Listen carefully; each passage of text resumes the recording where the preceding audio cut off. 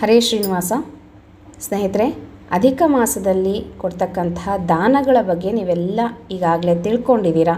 ತುಂಬ ದಾನಗಳ ಬಗ್ಗೆ ನಿಮಗೆ ತಿಳಿಸ್ಕೊಟ್ಟಿದ್ದೀನಿ. ಮತ್ತು ದಾನಗಳನ್ನು ಕೊಟ್ಟರೆ ನಮಗೇನು ಪ್ರಯೋಜನ ಅಂತ ಸಹ ನಾವು ತಿಳ್ಕೊಂಡಿದ್ದೀವಿ ಅಲ್ವಾ ಸ್ನೇಹಿತರೆ. ಆದರೆ ದಾನಗಳನ್ನು ಕೊಡಬೇಕು ಅಂತ ಮಾತ್ರ ಕೊಡೋದಲ್ಲ, ಬರೀ ಅಧಿಕ ಮಾಸದಲ್ಲಿ ಮಾತ್ರ ಕೊಡೋದಲ್ಲ, ಯಾವಾಗಲೂ ದಾನಗಳನ್ನು ಮಾಡ್ತಾ ಇರಬೇಕು. ದಾನ ಧರ್ಮವನ್ನು ಮಾಡಿದಷ್ಟು ನಮಗೆ ಒಳಿತಾಗುತ್ತೆ, ನಮಗೆ ಸುಖ ಸಿಗುತ್ತೆ, ನಮ್ಮ ಕರ್ಮಗಳು ಕಳೆಯುತ್ತೆ, ಪಾಪ ಕರ್ಮಗಳು ಕಳೆಯುತ್ತೆ ಅಂತ ಹೇಳ್ತಾರೆ. ಹಾಗಾಗಿ ಬರೀ ಅಧಿಕ ಮಾಸದಲ್ಲಿ ದಾನವನ್ನು ಕೊಡಬೇಕು ಅಂತ ಯಾವ ಶಾಸ್ತ್ರನೂ ಹೇಳಿಲ್ಲ. ಯಾವಾಗಲೂ ಸಕಾಲದಲ್ಲಿ ನಾವು ಏನೇ ನೇಮ ನಿತ್ಯಗಳನ್ನು ಮಾಡಿದಾಗ, ಪೂಜೆ ಪುನಸ್ಕಾರಗಳನ್ನು, ವ್ರತಗಳನ್ನು ಮಾಡಿದಾಗ ದಾನ ಧರ್ಮವನ್ನು ಮಾಡಬೇಕು. ಹಾಗಾಗಿ ದಾನಕ್ಕೆ ತುಂಬ ಮಹತ್ವ ಇದೆ. ನಾವು ಫಸ್ಟು ದಾನದ ಮಹತ್ವವನ್ನು ತಿಳ್ಕೊಬೇಕು ಅಲ್ವಾ. ಸುಮ್ಮನೆ ದಾನ ಹೇಳಿದರೆ ಅಂತ ಕೊಡ್ತಕ್ಕಂಥದ್ದಲ್ಲ, ಮನಸ್ಪೂರ್ವಕವಾಗಿ ಮನಸ್ಸಿಂದ, ತುಂಬು ಮನಸ್ಸಿಂದ ದಾನವನ್ನು ಮಾಡಬೇಕು. ಭಗವಂತ ಕೊಟ್ಟಿದ್ದನ್ನು ಭಗವಂತನಿಗೆ ನಾವು ವಾಪಸ್ ಕೊಡ್ತಕ್ಕಂಥದ್ದು, ಇದು ದಾನ ಅಂತ ನಾವು ತಿಳಿಬೇಕು. ಇವತ್ತಿನ ವಿಡಿಯೋದಲ್ಲಿ ದಾನದ ಮಹತ್ವವನ್ನು ಫಸ್ಟ್ ತಿಳ್ಕೊಂಬಿಡೋಣಂತೆ. ದಾನದ ಮಹತ್ವವನ್ನು ತಿಳ್ಕೊಂಡ್ರೆ ನಾವು ದಾನಗಳನ್ನು ಕೊಡುವಾಗ ಇನ್ನಷ್ಟು ತುಂಬ ಮನಸ್ಸಿನಿಂದ ಕೊಡ್ಬೋದು ಸ್ನೇಹಿತರೆ. ಏನೇನು ತಪ್ಪುಗಳನ್ನು ಮಾಡ್ತೀವಿ ಅದನ್ನು ಮಾಡಬಾರ್ದು. ಸತ್ಪಾತ್ರರಿಗೆ ಯಾಕೆ ದಾನಗಳನ್ನು ಕೊಡಬೇಕು, ಇದನ್ನೆಲ್ಲ ನಾವು ಈ ವಿಡಿಯೋದಲ್ಲಿ ತಿಳ್ಕೊಳ್ಳೋಣಂತೆ. ನೋಡ್ರಿ, ದಾನದ ಮಹತ್ವ ಏನು ಹೇಳುತ್ತೆ ಅಂತ ನೋಡೋಣ. ನ ಅದತ್ತಮುಪ ಭುಜ್ಯತೆ ಅಂತ ಹೇಳೋ ಹಾಗೆ, ಮನುಷ್ಯರಲ್ಲಿ ಕೆಲವರು ಒಳ್ಳೆಯ ಶಕ್ತಿ ಸಂಪನ್ನರಾಗಿರುವಾಗ, ತಾರುಣ್ಯ ಇರುವಾಗ ತಿನ್ನಲಿಕ್ಕೆ ದಾರಿದ್ರ್ಯ ಇರುತ್ತೆ, ಅಥವಾ ಹಣಕಾಸಿಗೂ ದಾರಿದ್ರ್ಯವನ್ನು ಅನುಭವಿಸ್ತಾ ಇರ್ತಾರೆ. ತಾರುಣ್ಯದಲ್ಲಿ ಹೀಗೆ ಕಷ್ಟವನ್ನು ಪಡ್ತಾ ಇರುವಾಗ ವೃದ್ಧಾಪ್ಯದಲ್ಲಿ ಸಂಪತ್ತು ಬಂದು ಸೇರುತ್ತೆ. ಆಗ ಅನುಭವಿಸಲಿಕ್ಕೆ ಶಕ್ತಿಯನ್ನು ಕಳೆದುಕೊಂಡಿರ್ತಾರೆ. ಮತ್ತು ಕರುಣಾಳು ಆದಂಥ ಭಗವಂತ ಯಾಕೆ ಹೀಗೆ ಮಾಡ್ತಾನೆ, ಸಕಾಲದಲ್ಲಿ ಸಂಪತ್ತನ್ನು ಯಾಕೆ ಕೊಡೋದಿಲ್ಲ, ಯಾಕೆ ಕೊಡಬಾರ್ದಿತ್ತು ಅಂತ ನಮಗೆ ಅನಿಸುತ್ತೆ ಅಲ್ವಾ ಸ್ನೇಹಿತರೆ. ತುಂಬ ಜನನ ನೋಡ್ತಾ ಇರ್ತೀವಿ, ಒಳ್ಳೆ ತಾರುಣ್ಯ ಇರುತ್ತೆ, ವಯಸ್ಸಲ್ಲಿ ಇರ್ತಾರೆ. ಹಾಗಿದ್ದಾಗ ಸ್ವಲ್ಪ ದಾರಿದ್ರ್ಯ ಇರುತ್ತೆ ಮನೆಯಲ್ಲಿ, ದಾನ ಕೊಡಲಿಕ್ಕೆ ಅನುಕೂಲತೆಗಳಿರೋದಿಲ್ಲ, ಅಥವಾ ಏನೇ ಪೂಜೆ ಪುನಸ್ಕಾರ ಮಾಡಲಿಕ್ಕೆ, ಹಬ್ಬಗಳನ್ನು ಮಾಡಲಿಕ್ಕೆ ಕಷ್ಟ ಇರುತ್ತೆ. ಹಾಗೆ ದುಡ್ಡನ್ನು ಹೊಂದಿಸಿಕೊಂಡು ಅವರು ದಿನಗಳನ್ನು ಕಳೀತಾ ಇರ್ತಾರೆ. ಮತ್ತು ವೃದ್ಧಾಪ್ಯ ಬಂದಾಗ ಸಂಪತ್ತು ಬಂದುಬಿಡುತ್ತೆ, ಎಲ್ಲಿಂದನೋ ಸಂಪತ್ತು ಬರುತ್ತೆ, ಆಸ್ತಿದೋ ಇನ್ನೊಂದೋ ಮತ್ತು ಯಾರೋ ಕೊಟ್ಟಿರೋದೋ, ಒಟ್ಟಿನಲ್ಲಿ ವೃದ್ಧಾಪ್ಯದಲ್ಲಿ ಸಂಪತ್ತು ಬಂದು ಸೇರುತ್ತೆ. ಆಗ ತಿನ್ನಲಿಕ್ಕೆ ಆಗೋದಿಲ್ಲ, ವಯಸ್ಸಾಗಿರುತ್ತೆ, ಅನುಭವಿಸ್ಲಿಕ್ಕೂ ಸಹ ಆಗಿರೋದಿಲ್ಲ. ಯಾಕೆ ಅಂದರೆ ಮುಪ್ಪು ಬಂದಿರುತ್ತೆ. ಆಗ ಸಂಪತ್ತು ತಗೊಂಡು ಏನು ಪ್ರಯೋಜನ, ಯಾಕೆ ಹೀಗೆ ಮಾಡ್ತಾನೆ ಭಗವಂತ. ಮತ್ತು ಕೆಲವರು ಒಳ್ಳೆಯ ಪಂಡಿತರಾಗಿರ್ತಾರೆ, ಶಾಸ್ತ್ರವಿದ್ಯೆಗಳನ್ನು ತಿಳಿದಿರ್ತಾರೆ, ಜೊತೆಗೆ ತುಂಬ ದರಿದ್ರರಾಗಿ ಇರ್ತಾರೆ, ಅಂದರೆ ದಾರಿದ್ರ್ಯವನ್ನು ಅನುಭವಿಸ್ತಾ ಇರ್ತಾರೆ. ಮತ್ತೊಬ್ಬ ನಿರಕ್ಷರ ಕುಕ್ಷಿಯಾಗಿರ್ತಾನೆ. ನಿರಕ್ಷರ ಕುಕ್ಷಿ ಅಂತಂದರೆ ಅಕ್ಷರವನ್ನು ಕಲಿಯದೇ ಇರ್ತಕ್ಕಂಥವನು, ಅಂದರೆ ವಿದ್ಯಾಭ್ಯಾಸವನ್ನೇ ಕಲಿಯದೇ ಇರ್ತಕ್ಕಂಥವನು. ಅವನು ಶ್ರೀಮಂತನಾಗಿ ಮೆರೀತಾ ಇರ್ತಾನೆ. ವಿದ್ಯೆಯನ್ನು ಕಲಿತು ಗುರುಕುಲದಲ್ಲಿ ಓದಿದರೂ ಸಹ ದಾರಿದ್ರ್ಯವನ್ನು ಅನುಭವಿಸ್ತಾ ಇರ್ತಾರೆ ಕೆಲವೊಬ್ಬರು. ಇನ್ನು ಕೆಲವೊಬ್ಬರು ಅಕ್ಷರವನ್ನು ಕಲಿಯದೇನೆ ಶ್ರೀಮಂತರಾಗಿ ಇರ್ತಾರೆ. ಸಂಪತ್ತು ತುಂಬಿ ತುಳುಕ್ತಾ ಇರುತ್ತೆ ಅವರ ಮನೆಗಳಲ್ಲಿ. ಹೀಗೆ ಯಾಕಾಗುತ್ತೆ, ಯಾಕೆ ಈ ಥರ ಪರಿಸ್ಥಿತಿಗಳು ಬರುತ್ತೆ ಅಂತ ಹೇಳಿ ಪಾರ್ವತಿ ಪರಮೇಶ್ವರನನ್ನು ಕೇಳ್ತಾ ಇರ್ತಾಳೆ. ಇದು ಪಾರ್ವತಿ ಪರಮೇಶ್ವರರ ಸಂವಾದ. ಯಾಕೆ ಹೀಗೆ ಮನುಷ್ಯರು ಕಷ್ಟಗಳನ್ನು ಪಡ್ತಾ ಇರ್ತಾರೆ ಅಂತ ಪಾರ್ವತಿ ಕೇಳ್ತಾ ಇದ್ದಾಳೆ. ಇಲ್ಲಿ ಪರಮೇಶ್ವರ ಉತ್ತರವನ್ನು ಕೊಡ್ತಾ ಇದ್ದಾನೆ. ಪ್ರಿಯೇ, ಭಗವಂತನದ್ದು ಏನೂ ತಪ್ಪಿಲ್ಲ, ಮತ್ತು ಯಾರದು ತಪ್ಪು, ಮನುಷ್ಯನದ್ದೇ ತಪ್ಪು ಅಂತ ಹೇಳ್ತಾರೆ ನೋಡ್ರಿ ಪರಮೇಶ್ವರ. ಹಿಂದಿನ ಜನ್ಮದಲ್ಲಿ ಮನುಷ್ಯ ಯೌವನದ ಅಮಲಿನಲ್ಲಿ ಅಹಂಕಾರಿಯಾಗಿ ಯಾರಿಗೂ ಏನನ್ನೂ ಕೈಯೆತ್ತಿ ಕೊಡದೆ ವೃದ್ಧಾಪ್ಯ ಆವರಿಸಿದಾಗ, ಆಗ ತಾನು ಅಯ್ಯೋ ನಾನು ಇಷ್ಟು ದಿನ ಏನೂ ದಾನ ಧರ್ಮಗಳನ್ನು ಮಾಡಿಲ್ವಲ್ಲ, ಇನ್ಮೇಲಾದರೂ ಮಾಡೋಣ ಅಂತ ಹೇಳಿಬಿಟ್ಟು ವೃದ್ಧಾಪ್ಯದಲ್ಲಿ ದಾನ ಧರ್ಮಗಳನ್ನು ಮಾಡ್ತಾನೆ. ಯಾಕೆ ಹೆದರಿಬಿಟ್ಟು, ಮುಂದೆ ನನಗೆ ಏನು ಗತಿ ಬರುತ್ತೋ, ವೃದ್ಧಾಪ್ಯ ಬಂದಿದೆ, ಮುಂದೆ ನಾನು ಹೇಗೆ ಸಾಯ್ತೀನೋ ಅಥವಾ ಹಾಸಿಗೆ ಹಿಡಿತೀನೋ, ಇನ್ನೇನು ಅನುಭವಿಸ್ತೀನೋ ಅಂತ ಹೇಳಿ ಭಯ ಪಟ್ಕೊಂಡು ವೃದ್ಧಾಪ್ಯದಲ್ಲಿ ದಾನ ಧರ್ಮಗಳನ್ನು ಮಾಡೋದು. ಹೀಗೆ ಹೆದರಿ ಕೊನೆಗಾಲದಲ್ಲಿ ದಾನ ಧರ್ಮವನ್ನು ಮಾಡಿರ್ತಾನಲ್ಲ ಅವನು ಯಾವ ವಯಸ್ಸಿಗೆ ದಾನವನ್ನು ಕೊಡಲಿಕ್ಕೆ ಶುರು ಮಾಡ್ತಾನೋ ಅದೇ ವಯಸ್ಸಿಗೆ ದೇವರು ಸಂಪತ್ತನ್ನು ಕೊಡ್ತಾನೆ ಅಂತ ಹೇಳಿಬಿಟ್ಟು ಪರಮೇಶ್ವರ ಪಾರ್ವತಿಗೆ ತಿಳಿಸ್ತಾ ಇದ್ದಾರೆ ನೋಡ್ರಿ. ಹಾಗಾಗಿ ವಯಸ್ಸಿನಲ್ಲಿ ಇರೋವಾಗಲೇ ನಾವು ದಾನ ಧರ್ಮಗಳನ್ನು ಮಾಡಬೇಕು, ಪೂಜೆ ಪುನಸ್ಕಾರಗಳನ್ನು ಮಾಡಬೇಕು, ವ್ರತ ನಿಯಮಗಳನ್ನು ಮಾಡಬೇಕು. ಕೆಲವರು ಹೇಳ್ತಾ ಇರ್ತಾರೆ ಏಕಾದಶಿ ಉಪವಾಸ ಮಾಡುವಾಗ ಚಿಕ್ಕ ಮಕ್ಕಳು ಅಂದರೆ ಶಾಸ್ತ್ರ ಪ್ರಕಾರ ಹೇಳಬೇಕಂದ್ರೆ 8 ವಯಸ್ಸಿನಿಂದನೇ ಏಕಾದಶಿ ಉಪವಾಸ ಮಾಡಬೇಕು ಅಂತ ಶಾಸ್ತ್ರ ಹೇಳುತ್ತೆ. ಹಾಗಿದ್ದಾಗ ಕೆಲವರು ಮನೆಗಳಲ್ಲಿ ಬೈತಾ ಇರ್ತಾರೆ, ಇಷ್ಟು ಚಿಕ್ಕ ವಯಸ್ಸಿಗೆ ಏನು ಉಪವಾಸಗಳನ್ನು ಮಾಡೋದು, ಈಗೇನು ಬೇಡ, ವಯಸ್ಸಾದ್ಮೇಲೆ ನೋಡ್ಕೊಳ್ಳೋಣ ಅಂತ ಹೇಳ್ತಾರೆ. ಅಥವಾ ಏನಾದರೂ ಪೂಜೆ ಪುನಸ್ಕಾರಗಳ ವ್ರತಗಳನ್ನು ಹಿಡಿಯುವಾಗ ವಯಸ್ಸಾದ್ಮೇಲೆ ಮಾಡಿದ್ರಾಯ್ತು, ಈಗಿಂದನೇ ಯಾಕೆ ಮಾಡೋದು, ಇನ್ನೂ ಟೈಮ್ ಇದೆ ಮಾಡೋಣಂತೆ, ಯಾಕೆ ಸುಮ್ಮನೆ ಈಗಿಂದ ತೊಂದರೆ ತೊಗೊತೀರಾ, ಹೀಗೆಲ್ಲ ಮನೆಗಳಲ್ಲಿ ಹೇಳ್ತಾ ಇರ್ತಾರೆ ಅಲ್ವಾ. ಹಾಗೆ ಯಾರು ನಿರ್ಲಕ್ಷ್ಯವನ್ನು ಮಾಡಿ ತಾರುಣ್ಯದಲ್ಲಿ ದಾನ ಧರ್ಮಗಳನ್ನು ಮಾಡದೆ ಪೂಜೆ ಪುನಸ್ಕಾರಗಳನ್ನು ಮಾಡದೆ ಯಾರು ಸುಮ್ಮನೆ ಕಾಲವನ್ನು ಕಳೆದು ವಯಸ್ಸಾದ ಮೇಲೆ ದೇಹದ ಮುಪ್ಪಿಗೆ ಹೆದರಿ ಮುಂದೆ ಏನಾಗುತ್ತೋ ಅಂತ ಭಯ ಪಟ್ಬಿಟ್ಟು ಆಗ ದಾನ ಧರ್ಮಗಳನ್ನು ಮಾಡ್ತಾರಲ್ಲ, ಅದಕ್ಕೆ ಫಲ ಇದೆ, ಇಲ್ಲ ಅಂತ ಇಲ್ಲ. ಯಾವಾಗಲೂ ದಾನ ಧರ್ಮ ಮಾಡಿದ್ರೂ ಫಲ ಇರುತ್ತೆ. ಆದರೆ ಯಾವ ಸಮಯದಲ್ಲಿ ಯಾವ ವಯಸ್ಸಿನಲ್ಲಿ ನಾವು ದಾನ ಧರ್ಮ ಮಾಡಿರ್ತೀವೋ ಅದೇ ವಯಸ್ಸಿಗೆ ದೇವರು ನಮಗೆ ಸಂಪತ್ತನ್ನು ಕೊಡ್ತಾನೆ. ಹಾಗಾಗಿ ವಯಸ್ಸಿನಲ್ಲಿ ಇದ್ದಾಗಲೇ ನಾವು ಎಲ್ಲ ದಾನ ಧರ್ಮಗಳನ್ನು ಪೂಜೆ ಪುನಸ್ಕಾರಗಳನ್ನು ಮಾಡಬೇಕು ಅಂತ ಹೇಳೋದು.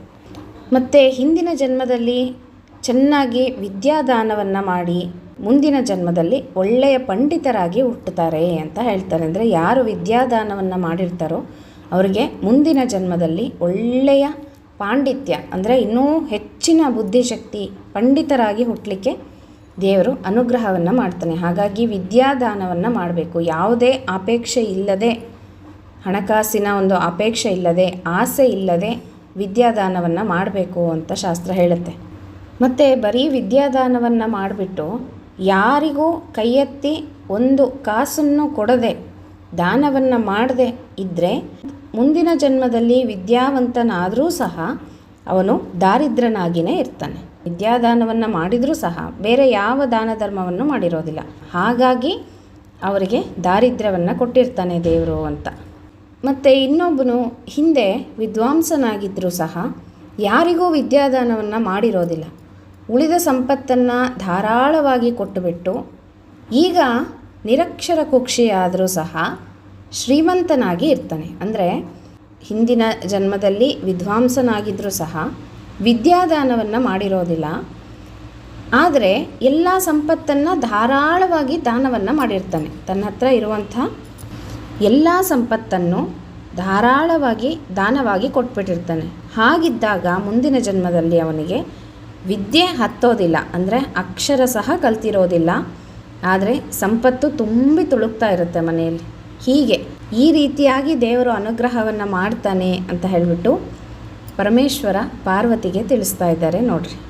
ದಾನ ಧರ್ಮವನ್ನು ಮಾಡುವ ಕೈ ಹೇಗಿರಬೇಕು ಅಂತ ತಿಳ್ಕೊಳ್ಳೋಣ ಸ್ನೇಹಿತರೆ. ಕೈಯಿಗೆ ಸಂಸ್ಕಾರ ಬೇಕು ಅಂತ ಹೇಳ್ತಾರೆ. ಅಂದರೆ ಒಮ್ಮೆ ಸಂತ ಸಮರ್ಥ ರಾಮದಾಸರೊಬ್ಬರು ರಾಮನಾಮವನ್ನು ಜಪ ಮಾಡ್ತಾ ಜೋಳಿಗೆ ಹಿಡಿದುಕೊಂಡು ಭಿಕ್ಷೆಗಾಗಿ ಬರ್ತಾ ಇರ್ತಾರೆ. ಒಂದು 4 ಮನೆಯಿಂದ ಹಿಂದೆ ಇರುವಾಗ 4 ಮನೆಯ ಆಚೆಯಲ್ಲಿರುವಂಥ ಒಬ್ಬಳು ಹೆಂಗಸು, ದಾಸರು ಬಂದರೆ ಏನಾದರೂ ಕೊಡಬೇಕಾಗುತ್ತೆ ಅಂತ ಹೇಳಿಬಿಟ್ಟು ಬಾಗಿಲನ್ನು ಹಾಕ್ಕೊಂಡ್ಬಿಡ್ತಾಳಂತೆ, ಬಾಗಿಲು ಮುಚ್ಕೊಂಡ್ಬಿಡ್ತಾಳೆ. ಇದನ್ನು ಗಮನಿಸಿದಂತಹ ದಾಸರು ಏನು ಮಾಡ್ತಾರೆ, ಅವಳ ಮನೆಯ ಹಿಂದೆ ಅಂದರೆ ಹಿಂದಿನ ಹಿತ್ತಲ ಬಾಗಿಲಿಗೆ ಬಂದುಬಿಟ್ಟು ಬಾಗಿಲನ್ನು ತಟ್ಟಿ ಬಾಗಿಲನ್ನು ತೆರೆಯಮ್ಮ ಅಂತ ಹೇಳಿ ಕೇಳ್ತಾರಂತೆ. ಅವಳು ಬಾಗಿಲು ತೆಗಿಯೋ ತನಕನೂ ಬಿಟ್ಟಿರೋದಿಲ್ಲ ದಾಸರು. ಬಾಗಿಲು ತೆಗಿ ಅಂತ ಹೇಳ್ತಾ ಇರ್ತಾರೆ. ಮತ್ತು ಕೊನೆಗೆ ಅವಳು ಅಯ್ಯೋ ಇವ್ರೇನು ಬಿಡೋ ಹಂಗೆ ಕಾಣಿಸ್ತಾ ಇಲ್ಲ ಅಂತ ಹೇಳಿಬಿಟ್ಟು ಬಾಗಿಲನ್ನು ತೆರೀತಾಳೆ. ಆಗ ದಾಸರು ಹೇಳ್ತಾರಂತೆ, ಅಮ್ಮ ನಿಮ್ಮ ಮನೆಯ ಮುಂದಿನ ಬಾಗಿಲ ಹತ್ತಿರ ಸ್ವಲ್ಪ ಮಣ್ಣು, ಒಂದು ಹಿಡಿ ಮಣ್ಣನ್ನು ತಂದು ನನ್ನ ಜೋಳಿಗೆಗೆ ಹಾಕಮ್ಮ ಅಂತ ಕೇಳ್ತಾರಂತೆ ದಾಸರು. ಅವಳು ಅನ್ಕೊತಾಳೆ, ಇದೆಂಥ ದಾಸರಪ್ಪ, ಮಣ್ಣನ್ನು ಕೇಳ್ತಾ ಇದ್ದಾರಲ್ಲ, ಮಣ್ಣೇನು ತಿನ್ಲಿಕ್ಕಾಗತ್ತಾ, ಅಕ್ಕಿ ಜೋಳಿಗೆಗೆ ಮಣ್ಣು ಹಾಕಿಬಿಟ್ರೆ ಹೆಂಗಿರುತ್ತೆ, ಅವರು ಹೆಂಗೆ ಅದನ್ನು ಕ್ಲೀನ್ ಮಾಡ್ಕೊತಾರೆ ಅಕ್ಕಿಯನ್ನು ಅಂತ ಯೋಚನೆ ಮಾಡ್ತಾ ಇರ್ತಾಳೆ. ದಾಸರು ನಗ್ತಾ ಹೇಳ್ತಾರಂತೆ, ಅಮ್ಮ ತೊಂದರೆಯಾದರೂ ಪರವಾಗಿಲ್ಲ, ನಿನ್ನ ಕೈಗೆ ಏನನ್ನಾದರೂ ಎತ್ತಿ ಕೊಡು ಅಂತ ಕೇಳ್ತಾರಂತೆ ನೋಡ್ರಿ. ಏನನ್ನಾದರೂ ಕೊಡು, ನೀನು ಮಣ್ಣನ್ನಾದರೂ ಹಾಕು ನನ್ನ ಜೋಳಿಗೆಗೆ ಅಂತ ಕೇಳ್ತಾರಂತೆ. ಅಂದರೆ ಕೈ ಎತ್ತಿ ಕೊಡಬೇಕು ದಾನವನ್ನು ಅಂತ ಇಲ್ಲಿ ದಾಸರು ನಮಗೆ ತಿಳಿಸ್ಕೊಡ್ತಾ ಇದ್ದಾರೆ. ಅಂತಹ ಸಂಸ್ಕಾರ ಬರಲಿ ಅಂತ ಹೇಳಿಬಿಟ್ಟು ಈ ರೀತಿಯಾಗಿ ಮಾಡ್ತಾ ಇದ್ದಾರೆ ನೋಡ್ರಿ ಆ ಹೆಂಗಸಿಗೆ. ಈ ಜನ್ಮದಲ್ಲಿ ಒಂದು ಹಿಡಿ ಮಣ್ಣನ್ನಾದರೂ ಹಾಕು ತಾಯಿ, ಮುಂದಿನ ಜನ್ಮದಲ್ಲಿ ಒಂದು ಹಿಡಿ ಅಕ್ಕಿ ಹಾಕುವಷ್ಟು ನಿನಗೆ ಭಾಗ್ಯ ಸಿಗಲಿ ಅಂತ ಹೇಳ್ತಾ ಇದ್ದಾರೆ ನೋಡ್ರಿ ದಾಸರು. ದಾನ ನಮಗಾಗಿ, ಸಂಗ್ರಹ ಪರರಿಗಾಗಿ ಅಂತ ಹೇಳ್ತಾರಲ್ವ. ದಾನ ಕೊಟ್ಟಿದ್ದು ನಮಗೆ, ಕೂಡಿಟ್ಟಿದ್ದು ಪರರಿಗೆ ಅಂತ. ಹಾಗಾಗಿ ದಾನವೇ ಕೈಗೆ ಭೂಷಣ ಅಂತ ಹೇಳ್ತಾರೆ. ಬಂಗಾರದ ಬಳೆಗಳು ಇಲ್ಲ ಅಂದರೂ ಚಿಂತೆ ಇಲ್ಲ ಕೈಗೆ, ದಾನವನ್ನು ಕೊಟ್ಟಂತಹ ಕೈ ಅಂತ ಹೇಳಿ ಅಷ್ಟು ಪುಣ್ಯಕರವಾದಂಥ ಕೈ ಅಂತೆ ಅದು. ಹಾಗಾಗಿ ದಾನಗಳನ್ನು ಕೊಡಬೇಕು ಅಂತ ಹೇಳ್ತಾರೆ. ಇನ್ನು ಬ್ರಹ್ಮದೇವರಿಂದ ದಾನದ ಉಪದೇಶ ಹೇಗಿತ್ತು, ಬ್ರಹ್ಮದೇವರು ಏನು ಹೇಳಿದ್ದಾರೆ ದಾನದ ಬಗ್ಗೆ ಅಂತ ತಿಳ್ಕೊಳ್ಳೋಣ. ಒಮ್ಮೆ ದೇವತೆಗಳು, ದಾನವರು, ಮಾನವರು ಎಲ್ಲರೂ ಸಹ ಉಪದೇಶ ಪಡೀಬೇಕು ಅಂತ ಹೇಳಿ ಚತುರ್ಮುಖ ಬ್ರಹ್ಮದೇವರ ಹತ್ರ ಹೋಗ್ತಾರಂತೆ. ಏನಾದರೂ ಉಪದೇಶವನ್ನು ಪಡ್ಕೊಂಡು ಬರೋಣ, ಮಂತ್ರೋಪದೇಶವನ್ನು ಅಂತ ಹೋದಾಗ ಬ್ರಹ್ಮದೇವರು ಎಲ್ಲರಿಗೂ ಒಂದೇ ಒಂದು ಅಕ್ಷರವನ್ನು ಹೇಳ್ಕೊಟ್ರಂತೆ. ಏನು? ದ ಅನ್ನುವಂಥ ಅಕ್ಷರದ ಉಪದೇಶವನ್ನು ಕೊಟ್ರಂತೆ.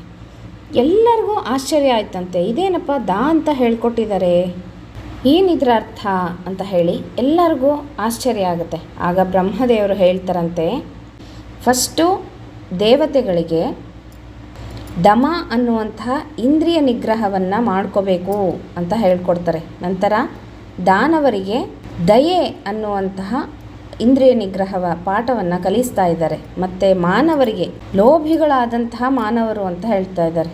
ಲೋಭಿಗಳಾದಂತಹ ಮಾನವರು ದಾನ ಮಾಡುವಂತಹ ಬುದ್ಧಿಯನ್ನು ಕಲಿಬೇಕು ಅಂತ ಹೇಳಿ ಬ್ರಹ್ಮದೇವರು ಇವ್ರಿಗೆಲ್ಲರಿಗೂ ದ ಅನ್ನುವಂತಹ ಅಕ್ಷರವನ್ನು ಉಪದೇಶ ಮಾಡಿ ಕಳಿಸಿದ್ರಂತೆ. ನೋಡ್ರಿ, ಭಗವದ್ಗೀತೆಯಲ್ಲಿ ಶ್ರೀಕೃಷ್ಣ ಪರಮಾತ್ಮ ಏನು ಹೇಳ್ತಾನೆ ಅಂದರೆ, ದಾನ ಅವಶ್ಯ ಕರ್ತವ್ಯ ಅಂತ ಹೇಳಿದಾನ. ಹಾಗಾಗಿ ದಾನಕ್ಕೆ ಅಷ್ಟು ಮಹತ್ವ ಇದೆ. ಯಜ್ಞ, ದಾನ, ತಪಸ್ಸು ಈ ಮೂರನ್ನು ಯಾವತ್ತೂ ಬಿಡಬಾರ್ದು, ಮಾಡಲೇಬೇಕು ಅಂತ ಹೇಳಿ ಕೃಷ್ಣ ಪರಮಾತ್ಮ ಹೇಳ್ತಾ ಇದ್ದಾನೆ. 4 ಆಶ್ರಮದವರು ಸಹ ಈ ಮೂರನ್ನು ಮಾಡಲೇಬೇಕು ಅಂತ. 4 ಆಶ್ರಮದವರು ಅಂದರೆ ಬ್ರಾಹ್ಮಣ, ಕ್ಷತ್ರಿಯ, ವೈಶ್ಯ, ಶೂದ್ರ ಎಲ್ಲರೂ ಸಹ 4 ಆಶ್ರಮದವರು ಈ 3 ಮಾಡಲೇಬೇಕು. ಯಜ್ಞ, ದಾನ, ತಪಸ್ಸು. ಶ್ರದ್ಧೆಯ ದೇಯಂ ಅಂತಾರೆ. ಅಂದರೆ ಬುದ್ಧಿಪೂರ್ವಕವಾಗಿ ದಾನವನ್ನು ಮಾಡಬೇಕು, ಬುದ್ಧಿಯಿಂದ ದಾನವನ್ನು ಮಾಡಬೇಕು. ದಾನ ಮಾಡಬೇಕು ಅಂತ ಹೇಗೇಗೋ ದಾನಗಳನ್ನು ಮಾಡೋದಲ್ಲ, ಬುದ್ಧಿಯನ್ನು ಬಳಸಿ ಉಪಯೋಗಿಸಿ ಎಂಥ ದಾನವನ್ನು ಕೊಟ್ಟರೆ ಎಂಥ ಫಲ ಸಿಗುತ್ತೆ ನಮಗೆ, ಎಂಥ ದಾನಗಳನ್ನು ಕೊಡಬೇಕು, ಇದ್ರ ಬಗ್ಗೆ ತಿಳ್ಕೊಂಡು ಬುದ್ಧಿಪೂರ್ವಕವಾಗಿ ದಾನಗಳನ್ನು ಮಾಡಬೇಕು. ಶಾಸ್ತ್ರ ವಿಧಿಸಿರುವಂಥ ಕರ್ತವ್ಯಗಳನ್ನು ಮಾಡಬೇಕು. ಇದು ಪುಣ್ಯಕರ ಅನ್ನುವಂಥ ನಂಬಿಕೆಯಿಂದ ದಾನವನ್ನು ಮಾಡಬೇಕು. ಇದು ಶ್ರದ್ಧೆಯ ದೇಯಂ ಅಂತ ಹೇಳ್ತಾರೆ. ಇನ್ನೊಂದು ಅಶ್ರದ್ಧೆಯ ದೇಯಂ. ಶ್ರದ್ಧೆಯ ದೇಯಂ ಅಂದರೆ ಶ್ರದ್ಧೆ ಇಲ್ಲದಿದ್ದರೂ ಸಹ ದಾನ ಮಾಡಬೇಕು ಅಂತ ಹೇಳ್ತಾರೆ. ಶ್ರದ್ಧೆ ಎಂಬುದು ಒಂದು ಅಂಗ. ಶ್ರದ್ಧೆ ಇಲ್ಲದಿದ್ದರೂ ಸಹ ದಾನವನ್ನು ಮಾತ್ರ ಬಿಡಬಾರ್ದು ಅಂತ ಹೇಳ್ತಾರೆ. ಅದರ ತಕ್ಕನಾಗಿ ಅದಕ್ಕೆ ಫಲ ಇರುತ್ತೆ. ಹಾಗಾಗಿ ಶ್ರದ್ಧೆ ಇಲ್ಲದಿದ್ದರೂ ಸಹ ಪ್ರಧಾನವಾದದ್ದು ದಾನ ಆದ ಕಾರಣ ಅದನ್ನು ಬಿಡಬಾರ್ದು ಅಂತ ಹೇಳ್ತಾರೆ. ದಾನ ಪಡೆದವನು ಸತ್ಪಾತ್ರನಾದರೆ ಶ್ರದ್ಧೆಯಿಂದ ದಾನ ಕೊಡಬೇಕು. ಹಾಗಾಗಿ ಸತ್ಪಾತ್ರರಿಗೆ ದಾನವನ್ನು ಕೊಡಬೇಕು ಅಂತ ಹೇಳೋದು. ಸತ್ಪಾತ್ರರು ಯಾರು ಅಂತಂದರೆ ಮುಂದೆ ನಿಮಗೆ ತಿಳಿಸ್ತಾ ಹೋಗ್ತೀನಂತೆ. ಯಾರು ಸತ್ಪಾತ್ರರು ಅಂತ ನಿಮಗೆ ಗೊತ್ತಾಗುತ್ತೆ. ದಾನ ಪಡೆದವನು ಸತ್ಪಾತ್ರನಾದರೆ ಶ್ರದ್ಧೆಯಿಂದ ದಾನ ಕೊಡಬೇಕು. ಅಪಾತ್ರನಾದರೆ ಅಶ್ರದ್ಧೆಯಿಂದ ದಾನ ನೀಡಬೇಕು ಅಂತ ಹೇಳ್ತಾರೆ. ಅಶ್ರದ್ಧೆ ಎಂದರೆ ಅಪಾತ್ರನ ಅಂತರ್ಯಾಮಿಯಾದಂತಹ ಅಕಾರವಾಚ್ಯನಾದಂತಹ ಭಗವಂತನಲ್ಲಿ ಶ್ರದ್ಧೆ ಇಟ್ಟು ಕೀರ್ತಿಗಾಗಿ ದಾನವನ್ನು ಕೊಡಬೇಕು ಅಂತ ಹೇಳ್ತಾರೆ. ಅಪಾತ್ರನಲ್ಲಿ ಸಹ ಅಂತರ್ಯಾಮಿಯಾದಂತಹ ಅಕಾರವಾಚ್ಯನಾದಂತಹ ಭಗವಂತನಲ್ಲಿ ಶ್ರದ್ಧೆ ಇಟ್ಟು ಕೀರ್ತಿಗಾಗಿ ದಾನವನ್ನು ಕೊಡಬೇಕು ಅಂತ ಹೇಳ್ತಾರೆ. ಇನ್ನು 3ನೇದು ಬಂದುಬಿಟ್ಟು ಶ್ರಿಯಾದೇಯಂ. 1ನೇದು ಶ್ರದ್ಧೆಯಾದೇಯಂ, ಅಶ್ರದ್ಧೆಯಾದೇಯಂ ಮತ್ತು ಶ್ರಿಯಾದೇಯಂ. ಶ್ರಿಯಾದೇಯಂ ಅಂತಂದರೆ ಪ್ರಸನ್ನವಾದ ಮನಸ್ಸಿನಿಂದ ದಾನವನ್ನು ನೀಡಬೇಕು. ನಾನು ಕೊಡ್ತಾ ಇದ್ದೀನಿ ಅನ್ನೋಂಥ ಅಹಂಕಾರ ಇರಬಾರ್ದು. ನಾನು ಇಷ್ಟೆಲ್ಲ ಕೊಟ್ಟಿದ್ದೀನಿ ಅಂತ ಹೇಳ್ಕೋಬಾರ್ದು. ನಾವು ಏನು ದಾನವನ್ನು ಮಾಡ್ತಾ ಇದ್ದೀವಿ ಅಂತ ನಮಗೆ ಅದರ ಬಗ್ಗೆ ಗರ್ವ ಇರಬಾರ್ದು. ಹಾಗೆ ಪ್ರಸನ್ನ ಮನಸ್ಸಿನಿಂದ ನನ್ನದೇನಲ್ಲ, ಭಗವಂತ ಕೊಟ್ಟಿದ್ದನ್ನು ಮತ್ತೆ ಭಗವಂತನಿಗೆ ನಾನು ಕೊಡ್ತಾ ಇದ್ದೀನಿ ಅನ್ನುವಂಥ ಮನೋಭಾವದಿಂದ, ಪ್ರಸನ್ನವಾದಂಥ ಮನಸ್ಸಿನಿಂದ ದಾನವನ್ನು ನೀಡಬೇಕು ಅಂತ ಹೇಳ್ತಾರೆ. ಧನ ಸಂಪತ್ತು ಇದೆ ಅಂದರೆ ಅದಕ್ಕೆ ತಕ್ಕನಾಗೆ ದಾನಗಳನ್ನು ಕೊಡಬೇಕು. ಏನೂ ಇಲ್ಲಪ್ಪ ಅಂತ ಹೇಳಿ ಹಿಂಜರಿಬಾರ್ದು. ಇದ್ದರೂ ಸಹ, ಭಗವಂತ ಕೊಟ್ಟಿದ್ದರೂ ಸಹ ಕೆಲವೊಬ್ಬರು ದಾನ ಕೊಡಲಿಕ್ಕೆ ಮನಸ್ಸು ಮಾಡೋದಿಲ್ಲ. ಆ ಥರ ಮಾಡಬಾರ್ದು. ಇನ್ನು ಹ್ರಿಯಾದೇಯಂ ಅಂತಂದರೆ ತನಗೆ ದಾನ ಕೊಡುವ ಔದಾರ್ಯವಿದ್ದರೂ ಸಹ ಮತ್ತೊಬ್ಬನು ಕೊಡುತ್ತಿದ್ದಾನೆಂದು ಸಂಕೋಚದಿಂದ ದಾನವನ್ನು ಕೊಡೋದು. ಈಗ ತನಗೆ ದಾನ ಕೊಡಲಿಕ್ಕೆ ಎಲ್ಲ ಅನುಕೂಲ ಇರುತ್ತೆ ಒಬ್ಬರಿಗೆ, ಆದರೂ ಸಹ ಇನ್ನೊಬ್ರು ಯಾರೋ ಕೊಡ್ತಾ ಇದ್ದಾರೆ, ಅವ್ರು ದಾನ ಕೊಡ್ತಾ ಇದ್ದಾರೆ, ನಾನು ಸಹ ಕೊಡೋಣಪ್ಪ ಅಂತ ಹೇಳಿ ಕೊಡೋದು. ತುಂಬ ಮನಸ್ಸಿನಿಂದ ಕೊಡ್ತಕ್ಕಂಥದ್ದಲ್ಲ, ಇನ್ನೊಬ್ಬರು ಮಾಡ್ತಾರೆ ಅನ್ನುವಂಥ ಉದ್ದೇಶದಿಂದ ನಾವು ಮಾಡೋದು. ಇದನ್ನು ಹ್ರಿಯಾದೇಯಂ ಅಂತಾರೆ. ಇನ್ನು ಭಿಯಾದೇಯಂ ಅಂತಂದರೆ ದಾನವನ್ನು ಕೊಡದಿದ್ದರೆ ನರಕ ದಾರಿದ್ರ್ಯಗಳು ಬರುತ್ತೆ ಅಂತ ಯಾರಾದರೂ ಅಂತಾರೆ ಅನ್ನುವಂಥ ಭಯದಿಂದ ದಾನವನ್ನು ಕೊಡೋದು. ಈಗ ಬೇರೆಯವ್ರು ಹೇಳ್ತಾ ಇರ್ತಾರೆ, ದಾನ ಕೊಡಬೇಕು ನೋಡು, ಇಲ್ಲಾಂದರೆ ನಿನಗೆ ನರಕ ಪ್ರಾಪ್ತಿ ಆಗುತ್ತೆ, ದಾರಿದ್ರ್ಯ ಬರುತ್ತೆ ಮುಂದಿನ ಜನ್ಮದಲ್ಲಿ ಅಂತ. ಹಾಗೆ ಅವರು ಹೇಳಿದ್ದಕ್ಕಾಗಿ ಅಯ್ಯೋ ನನಗಿಂಥದ್ದಾಗುತ್ತಾ ಅಂತ ಭಯಪಟ್ಟು ದಾನವನ್ನು ಕೊಡೋದು. ಇದು ಭಿಯಾದೇಯಂ ಅಂತ ಹೇಳ್ತಾರೆ. ಇನ್ನು ಸಂವಿದಾದೇಯಂ ಅಂತಂದರೆ ವಸ್ತುತಃ ಸಮೀಚೀನವಾದಂತಹ ಜ್ಞಾನದಿಂದ ಕೊಡಬೇಕು. ಹೇಗೆ ವಸ್ತುತಃ ಸಮೀಚೀನವಾದಂಥ ಜ್ಞಾನ ಯಾವುದು ಅಂದರೆ, ನನ್ನ ಅಂತರ್ಯಾಮಿಯಾದಂಥ ಭಗವಂತ ಈ ದಾನವನ್ನು ಕೊಡ್ತಾ ಇದ್ದಾನೆ, ದಾನವನ್ನು ಪಡೆದವನು ಅಂದರೆ ದಾನ ಯಾರು ತಗೊಳ್ತಾ ಇರ್ತಾರೋ ಅವರ ಅಂತರ್ಯಾಮಿಯಾದ ಶ್ರೀಹರಿಯು ಸ್ವೀಕರಿಸ್ತಾ ಇದ್ದಾನೆ ಅನ್ನುವಂಥ ಭಾವದಿಂದ ಕೊಡುವಂಥದ್ದು. ಇದು ತುಂಬ ಶ್ರೇಷ್ಠವಾದಂಥ ದಾನ. ಇದನ್ನು ಸಂವಿದಾದೇಯಂ ಅಂತ ಹೇಳ್ತಾರೆ. ಅಂದರೆ ನನ್ನ ಮನಸ್ಸಿನಲ್ಲಿ ನನ್ನ ಅಂತರ್ಯಾಮಿಯಾದ ಭಗವಂತ ದಾನವನ್ನು ಕೊಡ್ತಾ ಇದ್ದಾನೆ, ಪಡೆಯುವಂಥವರ ಅಂತರ್ಯಾಮಿಯಾದಂಥ ಭಗವಂತ ಶ್ರೀಹರಿ ಈ ದಾನವನ್ನು ಸ್ವೀಕರಿಸ್ತಾ ಇದ್ದಾನೆ ಅನ್ನುವಂಥ ತಿಳುವಳಿಕೆಯನ್ನು ಇಟ್ಟುಕೊಂಡು ದಾನಗಳನ್ನು ಕೊಡುವುದು. ಭಗವಂತನ ಸೊತ್ತನ್ನೇ ಭಗವಂತನಿಗೆ ಅರ್ಪಣೆ ಮಾಡುತ್ತಿದ್ದೇನೆ ಎಂಬುವಂಥ ಅನುಸಂಧಾನವನ್ನು ಇಟ್ಟುಕೊಂಡು ಶ್ರೀಹರಿ ಪ್ರೀತನಾಗಲಿ ಅಂತ ಹೇಳಿ ಸಮರ್ಪಣೆಯನ್ನು ಮಾಡೋದು. ಇದು ಶ್ರೇಷ್ಠವಾದಂಥ ದಾನ ಅಂತ ಕರೆಸ್ಕೊಳ್ಳುತ್ತೆ. ಹೀಗೆ 6 ವಿಧವಾದಂಥ ದಾನಗಳಿದ್ದಾವೆ. ಕೇಳಿದ್ರಲ್ಲ, ಶ್ರದ್ಧೆಯಾದೇಯಂ, ಅಶ್ರದ್ಧೆಯಾದೇಯಂ, ಶ್ರಿಯಾದೇಯಂ, ಹ್ರಿಯಾದೇಯಂ, ಭಿಯಾದೇಯಂ, ಸಂವಿದಾದೇಯಂ ಅಂತ ಹೇಳ್ಬಿಟ್ಟು 6 ವಿಧವಾಗಿ ನಾವು ದಾನಗಳನ್ನು ಕೊಡ್ತೀವಿ. ಅದರಲ್ಲಿ ಮುಖ್ಯವಾದಂಥದ್ದು ಇದು. ಯಾರಿಗೋ ಹೆದರಿ ದಾನವನ್ನು ಕೊಡೋದಲ್ಲ, ಮುಂದೆ ನಮಗೆ ಪಾಪ ಬರುತ್ತೆ ಅಂತ ದಾನವನ್ನು ಕೊಡೋದಲ್ಲ, ಮತ್ತು ಬುದ್ಧಿ ಇಲ್ಲದೆ ಶಾಸ್ತ್ರವನ್ನು ತಿಳಿದೆ ಏನು ದಾನವನ್ನು ಕೊಟ್ಟರೆ ನಮಗೆ ಒಳಿತು ಅನ್ನೋ ತಿಳಿದೆ, ಕರ್ತವ್ಯವನ್ನು ತಿಳಿದೆ ದಾನವನ್ನು ಕೊಡೋದಲ್ಲ. ಶ್ರದ್ಧೆಯಿಂದ ದಾನವನ್ನು ಕೊಡಬೇಕು, ಪ್ರಸನ್ನವಾದಂಥ ಮನಸ್ಸಿನಿಂದ ದಾನವನ್ನು ಕೊಡಬೇಕು, ಮತ್ತು ಔದಾರ್ಯದಿಂದ ದಾನವನ್ನು ಕೊಡಬೇಕು. ನರಕ ಪ್ರಾಪ್ತಿಯಾಗುತ್ತೆ ಅಂತ ಭಯದಿಂದ ಕೊಡೋದಲ್ಲ. ನನ್ನಲ್ಲಿರುವಂಥ ಭಗವಂತ ಕೊಡ್ತಾ ಇದ್ದಾನೆ, ತಗೊಳ್ಳುವಂಥವರಲ್ಲಿರುವಂಥ ಭಗವಂತ ಸ್ವೀಕಾರ ಮಾಡ್ತಾ ಇದ್ದಾನೆ, ಭಗವಂತನ ಸೊತ್ತನ್ನೇ ಭಗವಂತನಿಗೆ ಕೊಡ್ತಾ ಇದ್ದೀನಿ ಅಂತ ಹೇಳಿಬಿಟ್ಟು ದಾನವನ್ನು ಕೊಡೋದು. ಇದು ಶ್ರೇಷ್ಠವಾದಂಥ ದಾನ ಅಂತ ಕರೆಸ್ಕೊಳ್ಳುತ್ತೆ. ಇನ್ನು ದಾನದಲ್ಲಿ ತಾರತಮ್ಯಗಳಿದ್ದಾವೆ, ಅದನ್ನು ನಿಮಗೆ ತಿಳಿಸ್ಕೊಡ್ತೀನಿ. ಹಾಗೆಯೇ ಸತ್ಪಾತ್ರರು ಅಂತ ಯಾಕೆ ಹೇಳ್ತೀವಿ, ಸತ್ಪಾತ್ರರಿಗೆ ದಾನ ಕೊಡಬೇಕು ಅಂತ. ಯಾರು ಸತ್ಪಾತ್ರರು ಅದನ್ನು ಸಹ ನಿಮಗೆ ಮುಂದಿನ ವಿಡಿಯೋದಲ್ಲಿ ತಿಳಿಸ್ತೀನಿ ಸ್ನೇಹಿತರೆ. ಕಾಯ್ತಾ ಇರಿ ವಿಡಿಯೋಗೋಸ್ಕರ. ಯಾಕೆ ಅಂದರೆ ಬರೀ ದಾನಗಳನ್ನು ಕೊಡೋದಲ್ಲ, ಯಾಕೆ ಕೊಡಬೇಕು, ಹೇಗೆ ಕೊಡಬೇಕು ದಾನಗಳನ್ನು, ಎಂಥವರಿಗೆ ಕೊಡಬೇಕು, ಇದನ್ನು ತಿಳಿಬೇಕು ಅಲ್ವಾ. ಅದಕ್ಕೋಸ್ಕರ ಈ ವಿಡಿಯೋ ಮಾಡ್ತಾಯಿದ್ದೀನಿ. ಎಲ್ಲರೂ ತಿಳ್ಕೊಳ್ಳೋಣ ಅಂತ ಹೇಳ್ತಾ ಮತ್ತೆ ಮುಂದಿನ ವಿಡಿಯೋ ಒಟ್ಟಿಗೆ ಸಿಗ್ತೀನಿ ಸ್ನೇಹಿತರೆ. ಹರೇ ಶ್ರೀನಿವಾಸ.